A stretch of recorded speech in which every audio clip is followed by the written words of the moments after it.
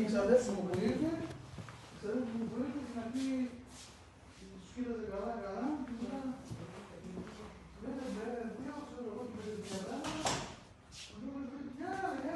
Και δηλαδή, ξέρεις γιατί το λέω.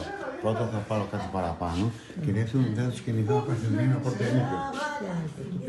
Ναι, είναι γι' αυτό θα το γραφείο, να μου δώσει κάτι και να έχω το κεφάλι μου ήσυχο. Κοίταξε, κοιτάζει έτσι.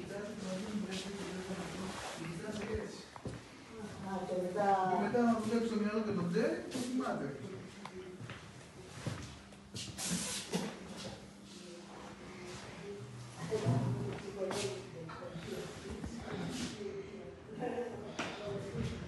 Να κλείνουμε μέσα.